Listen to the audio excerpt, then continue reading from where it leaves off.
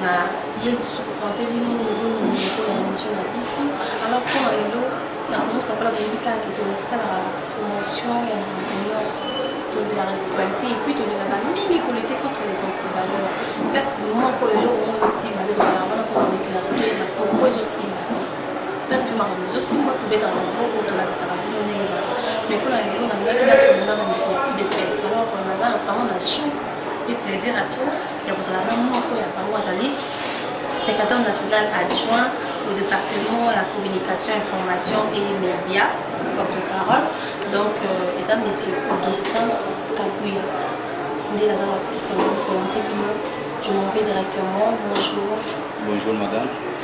Voilà, et c'est M. Comment s'appelle pour ya vers you pour la cadre de l'information. Est-ce que vous pouvez savoir sur santé à l'UDPS? Merci, madame, pour notre tournage.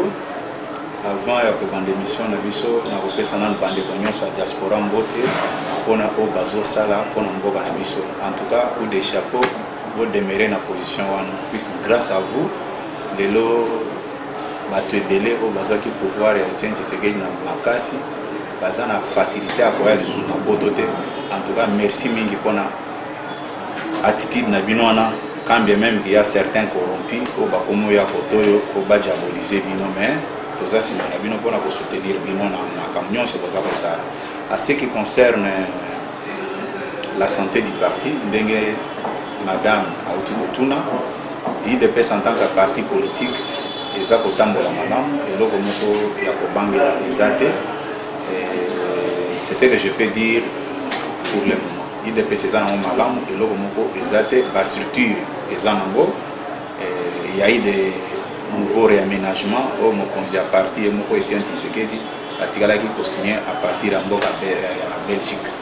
Voilà, aujourd'hui les campagnes de Etienne Tshisekedi, est-ce que y est en santé, tout va bien, il va bien? Et nakanisi bao balingi koyeba santé ya mwana mboka Etienne Tshisekedi. Bazana facilité à koyeba bango puisque ça droit na bango en tant que combattant, en tant que peuple. Ndeko Tshisekedi azalaka kama mokonzi ya IDPS aza mokonzi ya Congo mobimba puisque ba Congolais bafotaki ye bato bafotaki bazalaka bato ya IDPS. C'est à partir de là o bozana posa koyeba santé ya mokonzi eza ndenge nini mokonzi aza na ye malamu. Dernièrement na 33e anniversaire ya parti nakanisi mokonzi ye moko nde moto apresidaki manifestation na partir ya Bruxelles ba image ezali mais nasa komituna bato baza ko revenir sur les Cambouana comme si c'était un sujet tabou. Biso na IDP sujet tabou ezalaka te. Na prometaki bino ke mokonzi akoloba na ye na 33e anniversaire alobaki.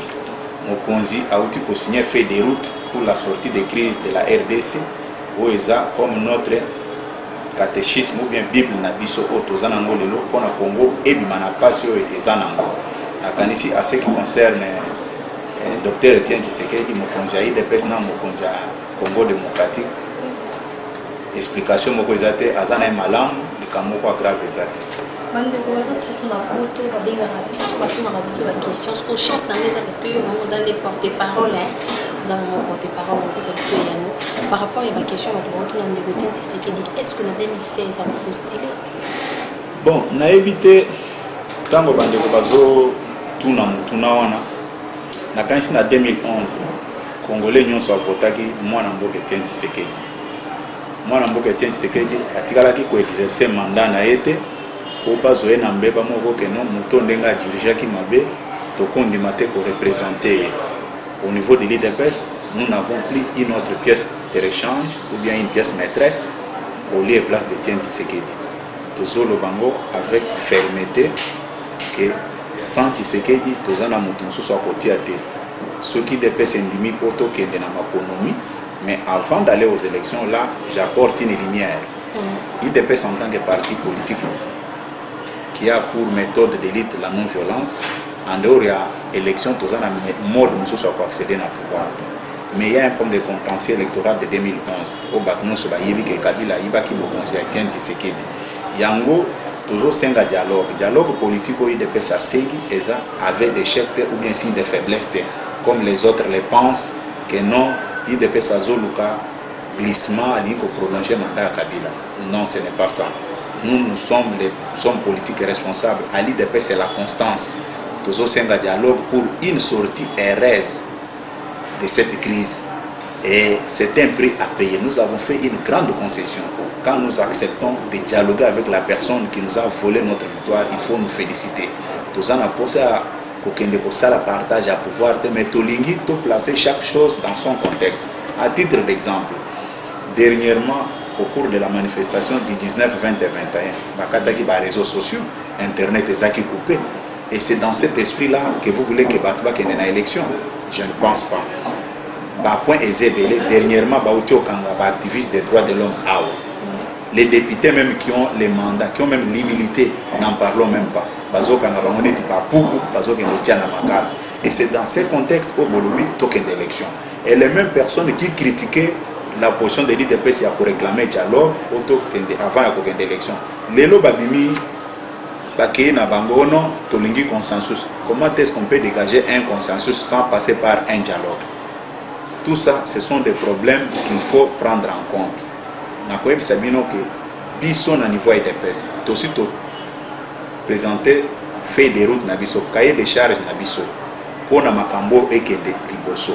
Ceux qui ont talibien ba o bandai ko critiquer position IDPS, les lots bazana son.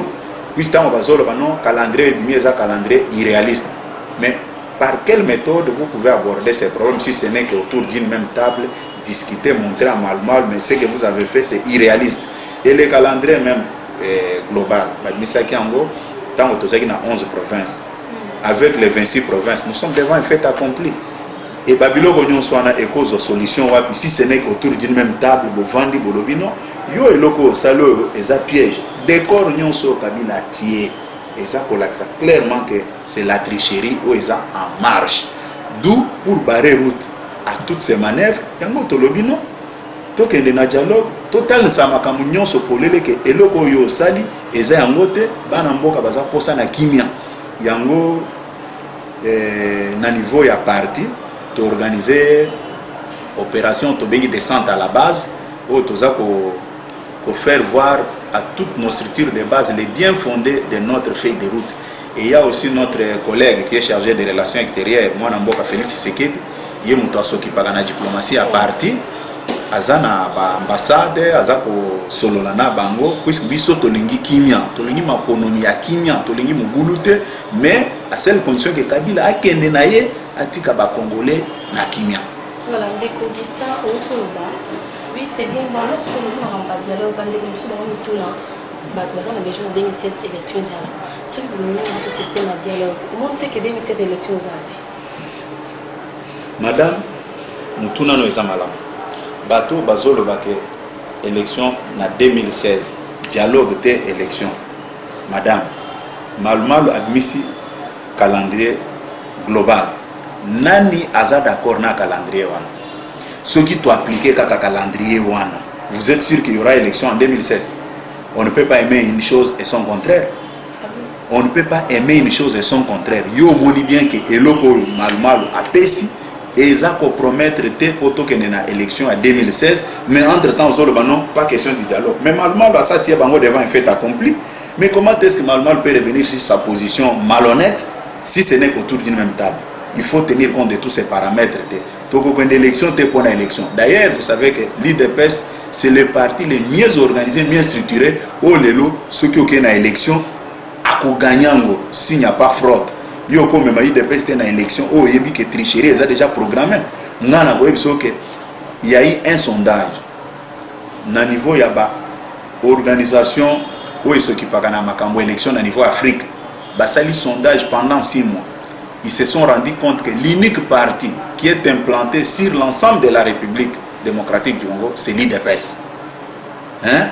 Basala qui déclaration n'a été que devant l'IDPS, Basala qui est devant les corps diplomatiques, devant la presse, pour nous dire que l'IDPS est un parti mieux implanté et mieux représenté sur l'ensemble de la République et le premier parti.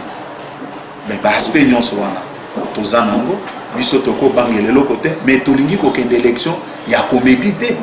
Puisque ceux qui ont l'élection, il faut une élection crédible. Tout ce qui est une élection, c'est pour nous plaire battre. Même si on oh non, il faut qu'il y ait un consensus. Mais comment on peut trouver le consensus?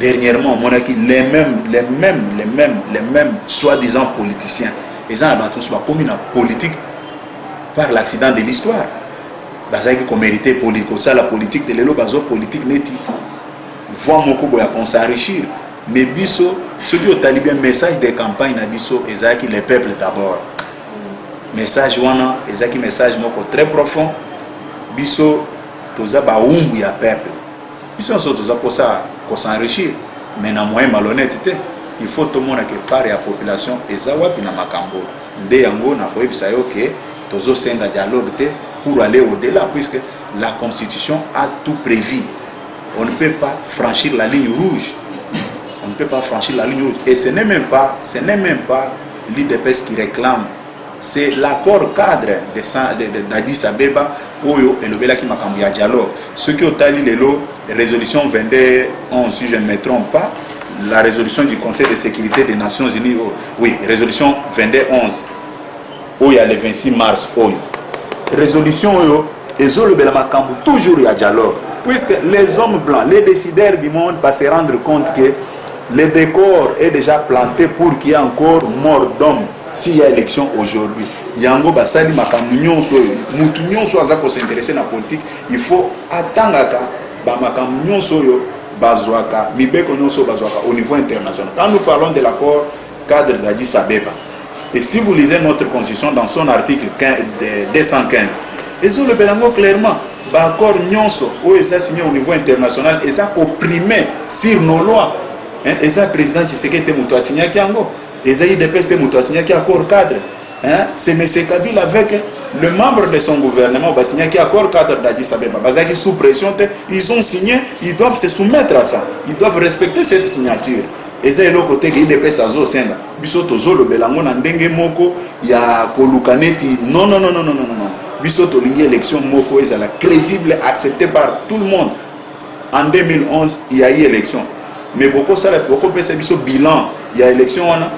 Tshisekedi a gagné l'élection, Kabila a sali, et le lot, Batbali comme même la logique, Balingi peuple, dialogue, tozolo, va placer chaque chose dans son contexte pour résoudre Makambo. Tala Batbaza ko se réunir, na sina dernièrement, Bake Bakangi Bango, et Zana Bamsus, Bazana Aner, Balobi, oh non, Balinga Basa la coup d'état, mais contexte, on a des boniques au Kenya l'élection.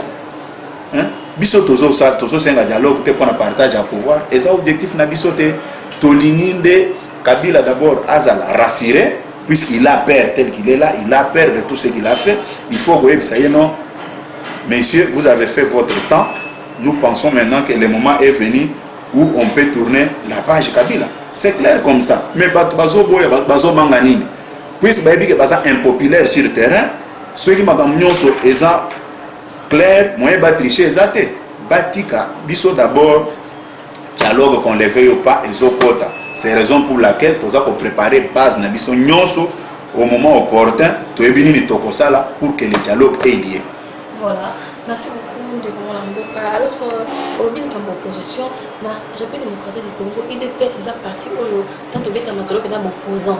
Elle est obligée de battre mine battre à l'IDPS. Alors, l'IDPS, ça m'a appelé tout le monde, côté moi mini, le côté le bâtiment qui me c'est Albert Mavungo, Holoba contre M. Félix Tshisekedi, et mon bas tous ensemble, dans tout n'arrêt question. Non, Zoloba, Médard Impata, ce n'est pas Bruno Mavungo, c'est le secrétaire général qui est en bon terme avec son collaborateur des relations extérieures, M. Félix Tshisekedi.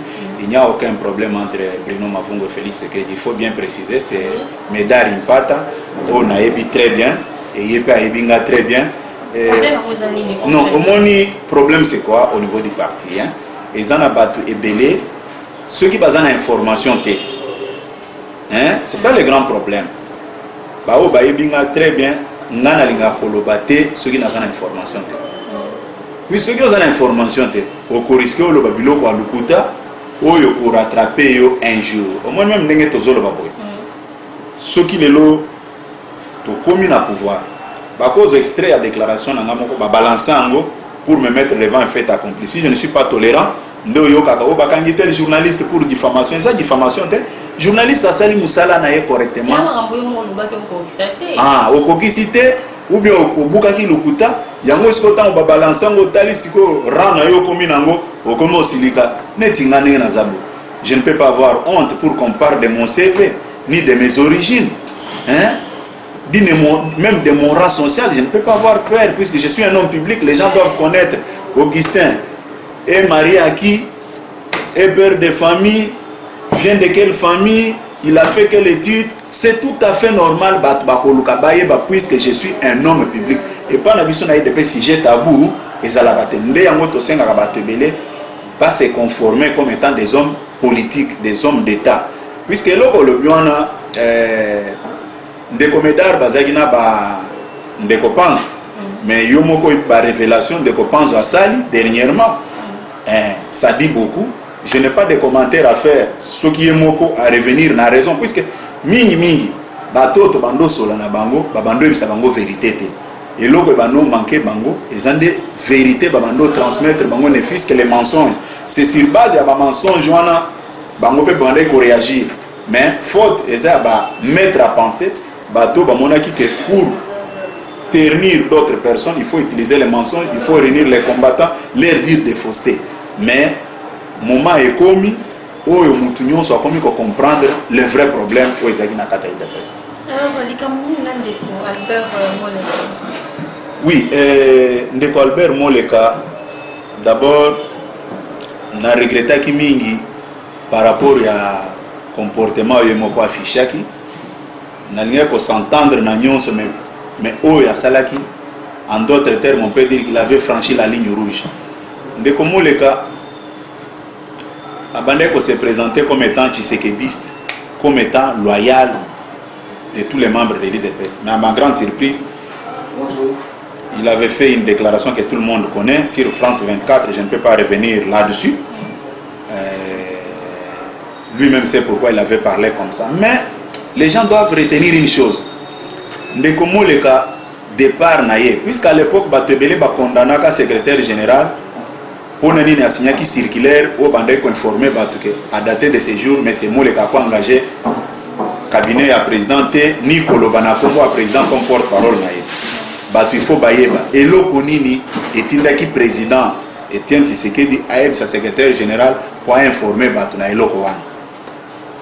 Natango secrétaire d'État américain M. John Kerry ayaki awa. Mais c'est Moleka a bandé ko garder ba caché à cabinet na caché signature ya président. Basengi aya na biloko wana pona soki basali memo président a signé atia na caché na ye. Ndeko Moleka aboyaki selon rapport tozwaki alobaki ke po apesa biloko wana il faut président ye moko abenga ye comme ça nde akopesa. Ayebaki pe bien que président akobenga ye te pour ayebisa ye puisque même tango banomaki ye président abengaki ye te président atindaki nanu bato pour ba contacter après nde ayaki kosolola naye ayebi comment est-ce que le président Tshisekedi fonctionne. Mais le nez du problème ne réside même pas au niveau ya koloba que non président abenga ye.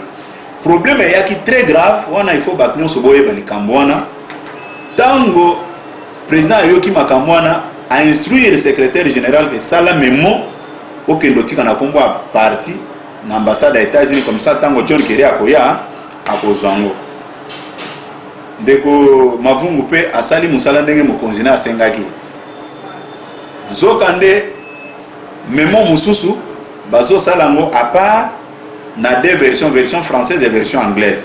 Bazu caché à présent Batier caché signature et l'ambassadeur des États-Unis a se retrouvé qui n'a deux mémos de l'IDPS. Oh. Mais bandeko image à l'IDPS elingi mona na ndenge nini des mémoires à l'IDPS na ma rapport moko kaka to ba mémo moko na signature à président Tshisekedi, mémo moko na signature à secrétaire général. Mais à ce que je sache mémo véritable, le vrai mémo est au secrétaire général a signé puisque le président de Moutou a autorisé qui est à ça la mémo. Et devant cette réalité, le président a mon avis que le les gens à Moutou moko ndazo garder ba caché na babylone na mususu au lieu de traduire en justice et qu'on ça bien té, au lieu de attaquer et qu'on ça bien té, beau garder nini wana avant danango bino bokotsa. Tant ambassadeur et États-Unis convoqué ndeko mavungu pona ko tuna ke mais tozana deux mémos. Mémo nini tokopesa secrétaire d'État américain et M. John Kerry. Ya lobino mémo o ezana signature na ngande oyo ya solo. O bazolo ba ke président tindi président aza empêché aza indisposé à couper ça à saler le comme côté. C'est moi le secrétaire général. Yango ba yebi c'est que non, il faut mettre un peu de l'ordre hein, puisque biloko abo eza ko ternir image à partir na bino. Ndeko mavungu azongi a sali rapport. Président a instruit à yebi c'est que non. Sala nini ou informer population que moi les Kazali sont naturels pour engager ngate ni ya kolobana kombo nanga. C'est ce que M. Mavungu avait fait à l'époque. Et puis président a instruit bateau bazaki tout autour que vous passez commande à cacher moussous. Ba passer commande à cacher ya liboso na Dubaï, cacher sec et yé. Bon, tant cacher wane yé et vous savez que président voyager cacher ngoetikale awa. Ba ye kolobano bo sal sa cacher il faut pour sal sa cacher les amis ba le moko na poto moko a. C'est comme ça que ba ki osala cacher moko na poto na o ezalaka. Président bandi ko signer ba mikanda na ye ko signer ba décision na ye ko sala musala na ye comme d'habitude. Yango ezaki une petite parenthèse on a fongola ki pona ko laksa bino et loko nini il kanaki po ba tebele balobaki et d'abord mais ce mot le n'était qu'un privé du président. Il n'était qu'un privé. Un privé n'était pas animateur des structures de l'IDPS. Il n'était pas directeur de l'IDPS, il était directeur des cabinets. Tout comme le secrétaire général peut avoir aussi son directeur de cabinet. Tout comme les secrétaires nationaux que nous sommes, nous pouvons aussi avoir des directeurs de cabinet. Et ça va privé nabiso. Mais en notre grande surprise, dramatiser qu'il est oh non, voilà, les gens sont en train de partir. Non, il faut poser la question. Qu'est-ce qui est à la base? Bon condamné, effet, mais cause principale est celle qui est comme Aboé et Zanine. Qui peut accepter partout où il se trouve que Mukanda Moko Ebima na signature na caché na oye a évité. Et puis pendant cette période, l'ancien représentant M. Kiringa à Benga Kinga, le même jour, na 23h, à Zotunanga que M. Augustin, est-ce que le président a signé mémo Mokoboy? Comme moi, je ne savais pas que là, à l'ambassade, il y a un autre mémo, en dehors du mémo du secrétaire général. C'est que je ne pense pas, puisque je devrais avoir toutes les informations en tant que porte-parole adjoint du parti. Quand on a eu bon à lobby, bon, ça va, je te rappelle à Kati. C'est depuis ce temps-là, il ne m'a jamais rappelé pour vérifier cette information. Bref, je peux vous dire que M. Moleka a fait ce qu'il pouvait faire. Pour son départ, lui-même sait pourquoi il est parti et pourquoi le président avait demandé au secrétaire général d'informer l'opinion. Parce que, où est le cas qui en a, et ben là, qu'on aurait image à IDPS. Même dernièrement, il est allé déposer les sceaux au parquet. Mais pour nous, c'était un non-événement. Quand on lui avait demandé ces histoires, à Pesaki Angote, Bissot, au niveau IDPS, c'était une page déjà tournée. Bah, caché, wana. Ceux qui m'ont signé qui Mikanda, a été caché. Mais hier, nous avons gardé caché sur le plan des droits. Mais papa, nous avons gardé biloko. Mais comment tu peux trouver Makambu Boy Boy Boy? C'était juste une parenthèse où on a formulé qu'on a que mais c'est moi le Kazaki, ni secrétaire général, ni secrétaire national, ni président de la Ligue des jeunes, ni président de la convention, ni président de la commission de discipline, ni président de la commission d'audit. Il n'était qu'un privé du président. Tout comme président Tshisekedi pouvait prendre quelqu'un de la société civile, faire de ce métier-là son directeur de cabinet. Puisque pour être un directeur de cabinet, ça ne demande pas nécessairement d'être membre de l'IDPS. Puisque quand M. Moleke est arrivé, il peut vous le dire, Bisso Batuto Yambakiye et pas président. Là, il était assistant. Les députés ont des assistants.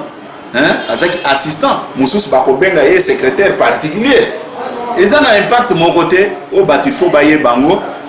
Mais naebi que peut-être par influence au Batubako à la main intoxica qui est oh non il faut faire ça, il faut passer dans les médias à Salaki Babilo Kowana.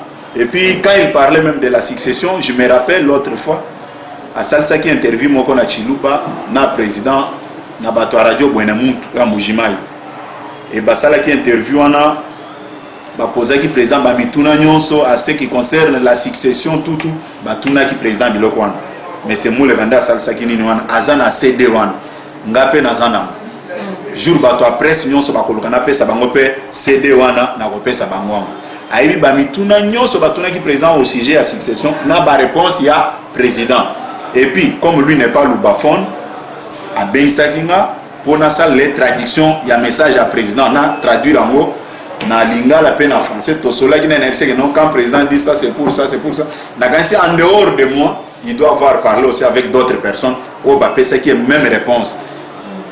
L'affaire de la succession au sein de l'IDPS n'est pas à l'ordre du jour puisque le président est là.